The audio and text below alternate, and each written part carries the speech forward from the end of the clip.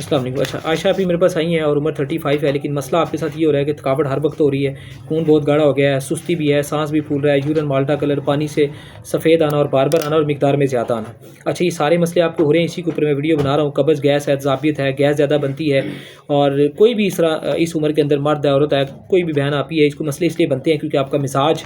خشکی سردی والا ہے، جس کو کہ گرمی میں جانا چاہیے. قدرتی طور پہ اللہ تعالیٰ نے عورت کو گرم مزاج دیا اور مرد کو خشک. چلیں خیر آپ کے اندر خشکی بڑھ گئی، اس لیے فیٹی لیور والا معاملہ آ رہا ہے، بھوک کم ہوگی، نیند بے سکون ہوگی، مزاج کے مطابق کافی مسئلے بن رہے ہیں، بلڈ پریشر ہائی ہو رہا ہے، 2 ماہ سے بہت زیادہ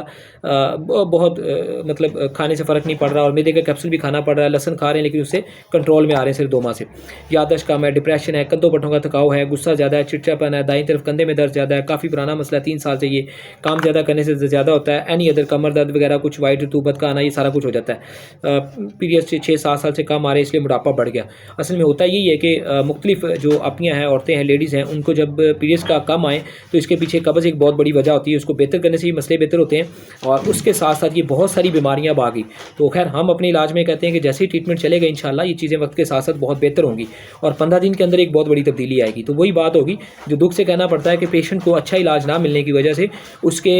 دل، دماغ، معدہ، جگر اور پوری باڈی کے اندر وقت کے ساتھ ساتھ مرضیں بڑھتی جا رہی ہیں، یعنی کہ ہر طرح کا سکون جو ہے وہ خراب ہو گیا. تو اللہ کرم کرے گا جب ہم ان تمام علامات کا علاج کرتے ہیں، جیسے کہ بہت سارے پیشنٹ کا ہم کرتے ہیں، ہماری ویڈیوز میں یہ چیزیں موجود ہوتی ہیں، تو یہ چیزیں 15 دن کے بعد ایک بہتر فرق کے ساتھ سامنے آئے گی، اور باقی علاج وقت کے ساتھ ساتھ انشاءاللہ چلتا رہے گا. اللہ کرم کرے گا.